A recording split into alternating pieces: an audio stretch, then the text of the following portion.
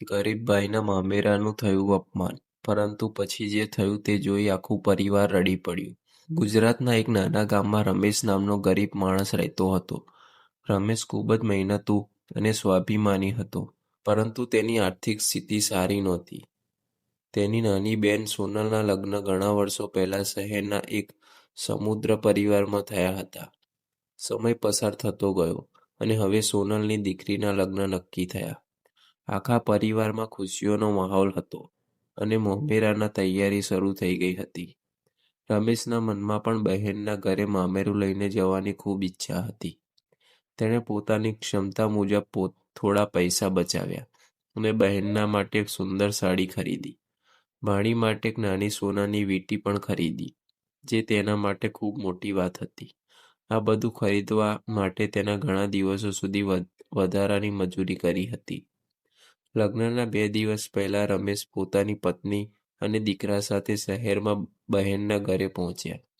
ઘરમાં ભવ્ય સજાવટ થઈ હતી અને મોટા મોટા મહેમાનો આવતા હતા. રમેશ સાદા કપડામાં હતો, તેથી ઘણા લોકો તેને ઓળખી પણ શક્યા નહીં. છતાં તેના ચહેરા પર બહેનના સુખની ખુશી સ્પષ્ટ દેખાતી હતી.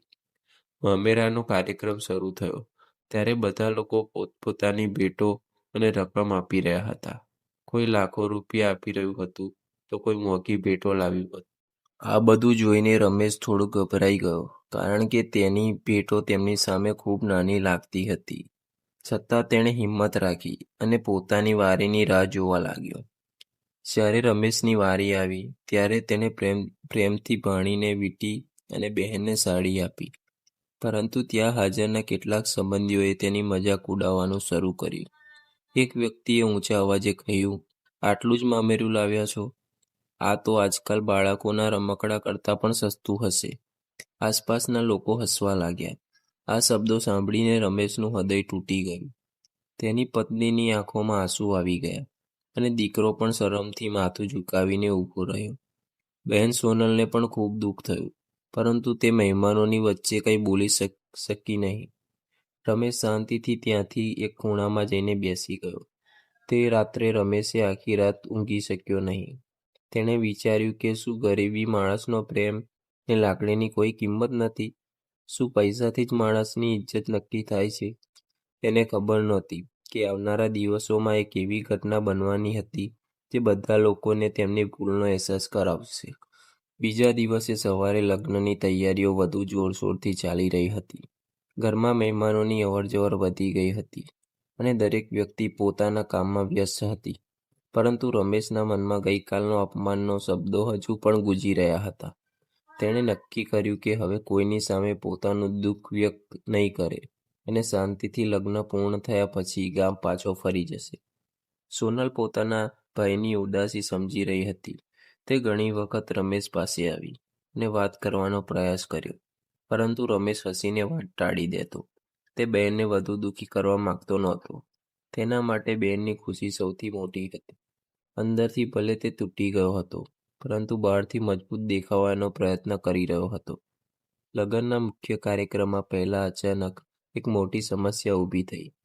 ભાણીના લગ્ન માટે જે કિંમતી દાગીનાનો બોક્સ તૈયાર રાખવામાં આવ્યો હતો તે ક્યાંક મળી રહ્યો નહોતો. આખા ઘરમાં હાહાકાર મચી ગયો. બધા લોકો દાગીના શોધવામાં લાગી ગયા, પરંતુ બોક્સનો કોઈ પતો લાગતો નહોતો. ઘરમાં રહેલા કેટલાક લોકો તરત જ શંકા કરવા લાગ્યા. કોઈએ ધીમા અવાજે કહ્યું, "ગઈકાલે તો ગરીબ મામા આવ્યા હતા, કદાચ તેમની નજર પડી હશે." થોડા સમયમાં આ વાત ઘણા લોકો સુધી પહોંચી ગઈ. કોઈ પુરાવા વગર કેટલાક સંબંધીઓએ રમેશ તરફ શંકાની નજર જોવાનું શરૂ કર્યું.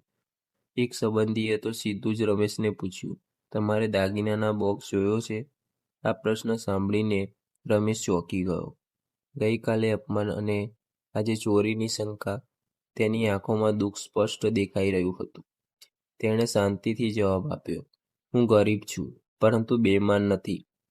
રમેશની પત્ની આ સાંભળીને રડી પડી. તેનો દીકરો ગુસ્સાથી ભરાઈ ગયો, પરંતુ રમેશે તેને શાંત રહેવાનું કહ્યું. આખા ઘરમાં અજીબ વાતાવરણ બની ગયું. કેટલાક લોકો રમેશનો વિશ્વાસ કરતા હતા, તો કેટલાક તેને જ જવાબદાર માનતા હતા. સોનલ પોતાના ભાઈ માટે ઊભી રહી, પરંતુ લોકોની વાતો બંધ થતી નહોતી. થોડા સમય પછી એવી હકીકત સામે આવવાની હતી જે માત્ર દાગીનાનો રહસ્ય જ નહીં, પરંતુ રમેશનું અપમાન કરનાર દરેક વ્યક્તિને પોતાની નજરે ઝુકાવવી પડશે. દાગીનાના બોક્સ ગુમ થવાની ઘટનાથી આખું ઘર ચિંતામાં ડૂબી ગયું હતું. લગ્નનો આનંદ જાણે ગાયબ થઈ ગયો હતો. દરેક વ્યક્તિ પોતાના અંદાજે વાતો કરી રહ્યો હતો. કેટલાક લોકો હજુ પણ રમેશ પર શંકા કરી રહ્યા હતા, જ્યારે કેટલાકને લાગતું હતું કે આવું કામ તે ક્યારે કરી ન શકે. રમેશ શાંતિથી એક ખૂણામાં બેઠો હતો અને ભગવાનને પ્રાર્થના કરી રહ્યો હતો. સોનલને પોતાના ભાઈ પર સંપૂર્ણ વિશ્વાસ હતો. તેણે બધાની સામે સ્પષ્ટ શબ્દોમાં કહ્યું કે રમેશ ગરીબ હોઈ શકે, પરંતુ ખોટું કામ ક્યારેય નહીં કરે. છતાં કેટલાક સંબંધીઓએ તેની વાતને ગંભીરતાથી લીધી નહીં. તેમના માટે પૈસા જ માણસની ઓળખ હતી. આ વાત રમેશને દિલથી વધુ દુઃખ પહોંચાડી રહી હતી. આ દરમિયાન ઘરના એક યુવાને સૂચન કર્યું કે લગ્ન મંડપ અને ઘરના અલગ અલગ ભાગોમાં લગાવેલા સીસીટીવી કેમેરા તપાસવામાં આવે. સૌએ આ વાત સ્વીકારી. તરત જ કેમેરાના રેકોર્ડિંગ જોવા માટે વ્યવસ્થા કરવામાં આવી. હવે બધાની નજર સ્ક્રીન પર હતી. રેકોર્ડિંગમાં જે દ્રશ્ય દેખાયું તે જોઈને બધા આશ્ચર્યચકિત થઈ ગયા. દાગીનાના બોક્સ કોઈ ચોરી કરીને લઈ ગયું નહોતું. ભાણીની એક નજીકની સખી ઉતાવળમાં મેકઅપના સામાન ગોઠવતી હતી, ત્યારે ભૂલથી તેણે દાગીનાનો બોક્સ બીજા રૂમના કબાટમાં મૂકી દીધો હતો. પછી તે વાત તેને ધ્યાનમાંથી નીકળી ગઈ હતી. થોડા જ મિનિટોમાં તે કબાટમાંથી દાગીનાના બોક્સ સુરક્ષિત મળી આવ્યો. હવે બધા લોકોના ચહેરા રંગ ઉડી ગયા. જેમણે રમેશ પર શંકા કરી હતી તેઓ એકબીજાની સામે જોવા પણ શરમાઈ રહ્યા હતા. ખાસ કરીને તે સંબંધીઓ જેમણે ગઈકાલે મામેરાનું અપમાન કર્યું હતું. તેમની નજર જમીન પર ઝૂકી ગઈ. એક વૃદ્ધ સગાએ રમેશ પાસે આવીને માફી માંગી. તેમણે કહ્યું, ભૂલ અમારી હતી અને તમારી ગરીબી જોઈ તમારું દિલ નહીં. રમેશે કોઈ જવાબ આપ્યો નહીં. તેણે ચહેરા પર દુઃખ અને મૌન બંને દેખાતા હતા. કેટલીક માફીઓ શબ્દોથી મળી જાય છે, પરંતુ કેટલાક ઘા એટલા ઊંડા હોય છે કે સહેલાઈથી ભરાતા નથી. એ જ સમયે ભાણીની નજર રમેશ દ્વારા અપાયેલી નાની સોનાની વીંટી પર પડી. તેને ખબર પડી કે આ વીંટી ખરીદવા માટે તેના મામા કેટલા મોટા ત્યાગ કર્યો હતો. તેની આંખોમાં આંસુ આવી ગયા. તેને લાગ્યું કે આજ સુધી તેને પોતાના મામાના પ્રેમની સાચી કિંમત સમજી જ નહોતી. પરંતુ હજુ એક મોટું સત્ય બહાર આવવાનું બાકી હતું. જ્યારે બધાને ખબર પડશે કે રમેશ આ મામેરા માટે શું ગુમાવ્યું હતું, ત્યારે આખું પરિવાર ભાવુક થઈ જશે. દાગીનાનો બોક્સ મળી ગયા પછી ઘરમાં ફરીથી ખુશીઓનો માહોલ બનવા લાગ્યો. પરંતુ રમેશનું મન હજુ પણ ભારે હતું. લોકો હવે તેની પાસે આવીને માફી માંગી રહ્યા હતા. છતાં ગઈકાલના અપમાન અને આજની શંકાએ તેના હૃદય પર ઊંડો ઘા કર્યો હતો. તે કોઈ સાથે વધુ વાત કર્યા વગર શાંતિથી પોતાનું કામ કરતો રહ્યો. આ દરમિયાન સોનલની નજર રમેશના હાથ પર પડી. તેણે જોયું કે તે હાથમાં વર્ષોથી પહેરેલી ચાંદીની વીંટી નહોતી. આ વીંટી રમેશને તેમના સ્વર્ગસ્થ પિતાએ ભેટમાં આપી હતી અને તે તેને ક્યારેય પોતાના હાથથી ઉતારતો નહોતો. સોનલને નવાઈ લાગી અને તેણે ભાઈને પૂછ્યું કે વીંટી ક્યાં ગઈ. રમેશ વાત ટાળવાનો પ્રયત્ન કર્યો, પરંતુ તેની પત્ની આંખો ભરાઈ આવી. આખરે તેણે ધીમા અવાજે સત્ય જણાવ્યું. તેણે કહ્યું કે ભાણી માટે સોનાની વીંટી ખરીદવા પૈસા ઓછા પડતા હતા, તેથી તેણે પોતાની પિતાની યાદગારી સમાન ચાંદીની વીંટી વેચી દીધી હતી. આ વાત સાંભળીને સોનલ સ્તબ્ધ થઈ ગઈ. સોનલની આંખોમાંથી આંસુ વહેવા લાગ્યા. તેને યાદ આવ્યું કે તેમના પિતાએ મૃત્યુ પહેલાં રમેશને કહ્યું હતું કે આ વીંટી હંમેશા સાચવી રાખજે. આજે પોતાની ભાણીના સુખ માટે રમેશે અમૂલ્ય યાદગીરીનો પણ ત્યાગ કરી દીધો હતો. આ ત્યાગની સામે લાખોની ભેટો પણ નાની લાગતી હતી.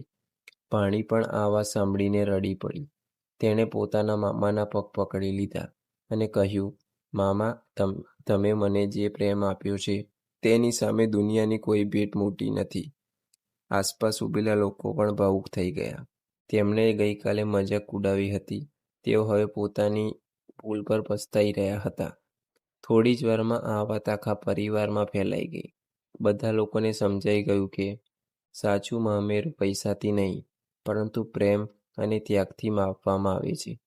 ઘણા લોકો રમેશ પાસે આવીને માફી માંગતા રહ્યા, પરંતુ રમેશ કોઈ પ્રત્યે ગુસ્સો રાખ્યો નહીં. તેણે માત્ર એટલું જ કહ્યું, સંબંધોથી દિલ ચાલે છે, પૈસા નહીં. લગ્નના મંડપમાં બેઠેલા એક વૃદ્ધ મહેમાન બધાની સામે કહ્યું, આજે મેં જીવનની સૌથી મોટો પાઠ શીખ્યો છે. ગરીબ માણસની ભેટ નાની હોઈ શકે, પરંતુ તેનું દિલ ક્યારેય નાનું હોતું નથી. આ શબ્દો સાંભળીને સમગ્ર વાતાવરણ ભાવુક બની ગયું. પરંતુ હજુ એક એવી ઘટના બનવાની હતી જે રમેશને સન્માન માત્ર પરિવારમાં જ નહીં, પરંતુ આખા ગામ અને શહેરમાં વધારી દેશે.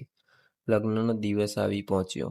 મંડપમાં મહેમાનોની ભારે ભીડ હતી અને દરેક વ્યક્તિ લગ્નની વિધિઓમાં વ્યસ્ત હતી. પરંતુ હવે લોકોની નજર પહેલા જેવી નહોતી. ગઈકાલે જે લોકો રમેશને ગરીબ સમજી અવગણતા હતા, તેઓ આજે તેને ત્યાગ અને પ્રેમની ચર્ચા કરી રહ્યા હતા. ધીમે ધીમે આખા મંડપમાં રમેશને સન્માનની વાત ફેલાઈ ગઈ. લગ્નની મુખ્ય વિધિ શરૂ થવાની હતી ત્યારે વરરાજાના પિતાએ માઇક હાથમાં લીધું. તેમણે સૌ મહેમાનોને થોડા સમય માટે શાંતિ રાખવા વિનંતી કરી. બધા લોકો આશ્ચર્યથી તેમની તરફ જોવા લાગ્યા. કોઈને ખબર નહોતી કે તેઓ શું કહેવાના છે. વરરાજાના પિતાએ સૌની સામે રમેશને મંચ પર બોલાવ્યો. રમેશ થોડો અચકાયો, પરંતુ લોકોના આગ્રહથી તે મંચ પર ગયો.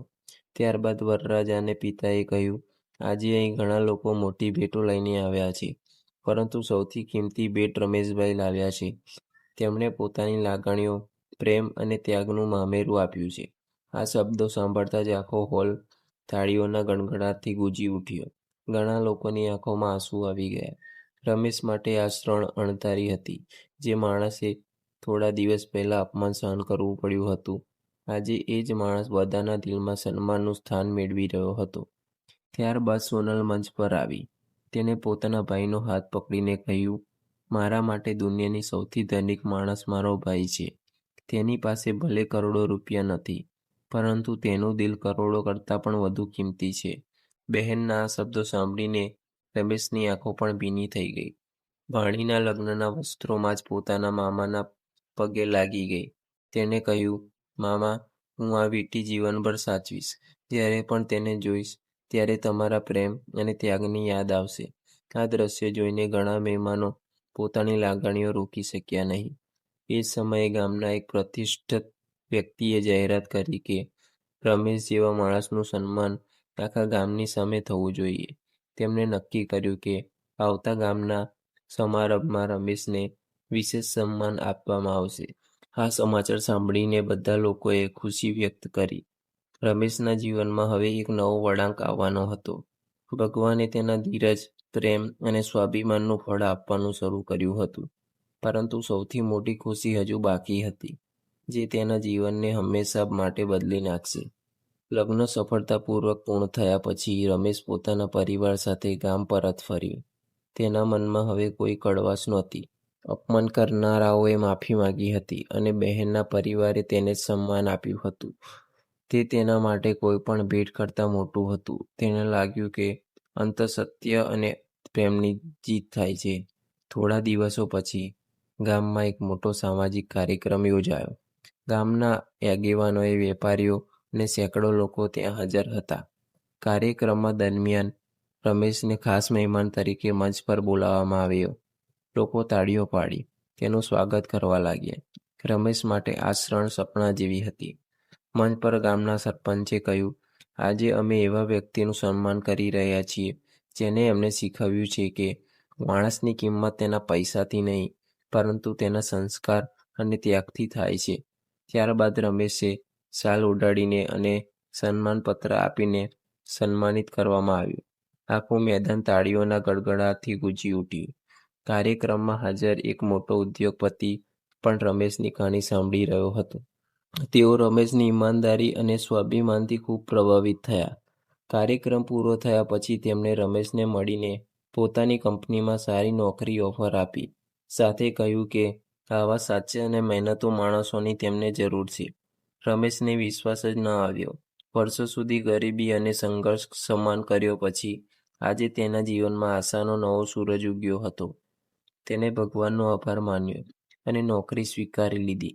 થોડા જ મહિનામાં તેના ઘરની આર્થિક સ્થિતિ સુધરવા લાગી. હવે તેના પરિવારના ચહેરા પણ ખુશી દેખાવા લાગી. એક દિવસ સોનલ પોતાના પતિ અને દીકરા સાથે રમેશના ઘરે આવી.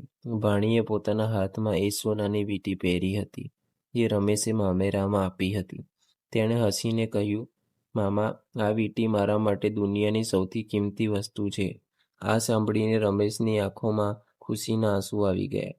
તે દિવસ આખો પરિવાર એકસાથે બેઠો હતો. કોઈને પૈસાનો ગર્વ નહોતો અને કોઈને ગરીબીનો અહેસાસ નહોતો. બધા સમજી ગયા હતા કે સંબંધોની સાચી કિંમત પ્રેમ, વિશ્વાસ અને ત્યાગમાં હોય છે.